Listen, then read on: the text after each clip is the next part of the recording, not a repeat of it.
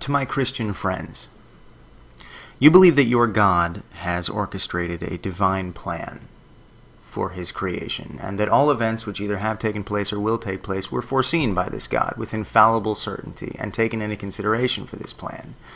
You believe that this plan is motivated heavily by God's unwavering love for his creation and his desire for us to lead healthy, ethical lives followed by an eternity of happiness alongside him in heaven. You also believe that your God is perfect and sovereign, and as such you believe that as mere human beings we have no grounds to critique or question this plan, that any flaw or inadequacy we may find in the plan is attributable to our imperfections as sinful, arrogant, rebellious, finite beings. So, that in mind, I want to take a moment to remind you of what this plan essentially is, because I think that you rarely afford yourself the opportunity to step back and appreciate it as a whole. So, without further ado, here it is. God's perfect plan for his creation. The big checklist in the sky. Take a look. Decide to arrange for something other than yourself to exist. Check. Create a being by the name of Lucifer with full knowledge that this being will betray you and ultimately cause an infinite amount of suffering unnecessarily. Check. Allow an unfathomably horrific dimension of existence known as hell to emerge, created by yourself or perhaps Lucifer, and allow that dimension to continue existing. Do not override or prevent such a thing. It will come into play later. Check. Create objective, unchanging moral prescriptions and base them upon whatever your nature happens to be, and then label any action or thought contrary to these standards sin. Check. Be sure to include in these moral prescriptions edicts for social and psychological health, such as encouragement to beat one's children with a rod, permission to buy and sell slaves and will them as property to one's children for life, requirement that women not be allowed to teach or have authority over men, and of course, the instruction to kill anyone who expresses interest in worshiping other gods. Check. Design a physical universe, planets, animals, and vegetation, all with the appearance of age. Be sure to include in your creation biological flaws, redundancies, and overcomplications that appear as if they were the product of blind cumulative processes. Perhaps a urinary tract that runs straight through the prostate gland, or an unnecessary appendix prone to inflation and rupturing, or maybe a respiratory and digestive system forced to share the same plumbing. These are just a few working ideas. Check. Create a garden with a tree in it bearing fruit that, when eaten, provides knowledge of your objective moral standards. Then create two sentient cognitive beings without knowledge or awareness of these standards and instruct them not to eat from the tree which would enlighten them.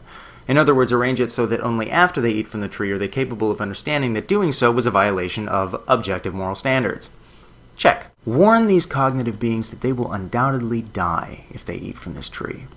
But don't follow through if they do. Endow a reptile with vocal cords, lips, or some other means of speaking audibly to your cognitive beings, enabling it to make a convincing case to one of them for eating from the tree.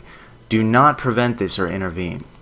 Check. Now by this point, make sure that your cognitive beings have been equipped for reproducing themselves and multiplying.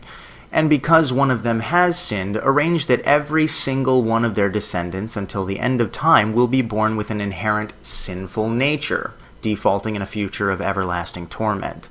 Do not by any means allow each of them to be born with a clean slate and the capacity for living a sin-free life if they desire, as you did with your first two prototypes.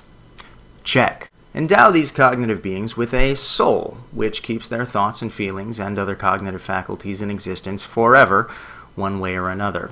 And then allow the sinfulness of these beings to be incompatible with your presence, and let hell be the only other place they can go once they exit the physical world. Do not make any attempt to spare these souls the eternal torment of hell, such as allowing souls to stop existing altogether or creating an additional realm for them to reside besides with you or in hell. Check. Over time, allow these beings to populate the earth you have created, knowing with infallible certainty, of course, that after so many generations they will disappoint you enough that you find it necessary to kill all of them in a global flood and start all over from scratch. Check. Now, when this happens, again, right on schedule, make an exception for one small family of cognitive beings whom you deem righteous. Of course, it goes without saying that your powers of omniscience allow you to know, again with infallible certainty, that this family too will ultimately disappoint you in the same way as those you drowned, rendering the entire endeavor futile. But for now, it's best that you pretend not to know that. Check. Instruct this small disappointment of a family to populate the entire world all over again by way of incest. Check. Declare that until further notice, the only way for these cognitive beings to rectify their sinful nature while on Earth is to perform ritual animal sacrifices and other acts of senseless violence. Additionally, when certain sins are committed by any one of your cognitive beings, demand that the surrounding community kill that being themselves. Check. In the meantime, perform many epic miracles for all to see and intervene often with your physical creation. Stop the sun in the sky, part the Red Sea, turn rivers into blood and women into pillars of salt, give men superhuman strength, speak to the thousands with a booming voice from heaven, etc. But before these cognitive beings become advanced enough in the areas of science and communication that they could actually document, share, play back, and verify these epic miracles, make sure you stop performing them altogether. Check. Decide at some point that the most pressing of your objective moral prescriptions are not as obvious to these cognitive beings as you once thought. Take this opportunity to chisel your top 10 moral concerns into 2 tablets of stone and commission one of your cognitive beings to deliver these tablets to the masses. Note to self, roughly half of these moral concerns should center around pleasing you, praising you, and remaining loyal to you. Check. After several thousand years, impregnate one of these cognitive beings so that she gives birth to your son in physical form, who also happens to be you at the same time. Check. Allow this cognitive being, who is your son but also you, to grow up and make several revisions to you/your son's original standards of morality. Then arrange for other cognitive beings to torture and kill you/your son. Authorize this sacrifice of yourself to yourself as a means of granting all other cognitive beings immunity from the consequences of their sinful nature, which you allowed them to be born with in the first place. Check. Do not, however, make this sacrifice free. Establish that none of these cognitive beings shall be eligible for the benefits of this sacrifice unless they actively believe that it happened. In other words, despite the quality of their intentions, any cognitive being henceforth who finds themselves unconvinced that these events actually took place is unwittingly designating themselves for the endless suffering of hell. Check. That established, be sure to refrain from making it clear and knowable to the rest of the world that these events actually took place. Ensure that no cognitive being born after the 1st century has the luxury of witnessing your son, who is also you, say or do anything to indicate he was a living God. Again, make sure that all of this occurs before the advancements in science and technology are available to verify it for those who aren't present. Check. Arrange so that the only surviving record of these events will be authored anonymously by non-eyewitnesses translated to a language different from the one you/your son will speak, written no earlier than 30 years after you/your son performs these miracles and makes these claims. However, do make sure that these records feature the precept that believing in something without evidence is morally superior to investigation and verification. Check. Be sure that after only a few decades, the only accounts of these events in existence are copies of copies of copies, which will be verifiably altered and added to in historically and theologically significant ways from generation to generation, sect to sect.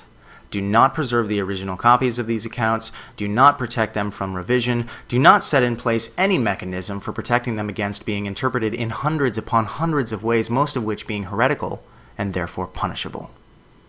Check.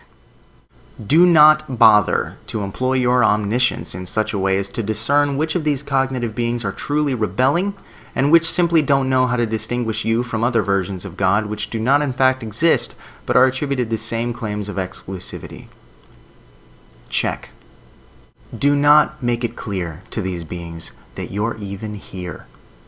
Allow for your very existence to remain an easily debatable, easily questionable, easily doubtable proposition. Allow for billions and billions of souls to be unthinkably tortured for all of eternity regardless of their character, integrity, bravery, responsibility, or conduct because they had not correctly assumed that the right set of propositions were true by the time their lives on earth were over. Check. And finally, when all is said and done, demand that you be praised for this plan. Check.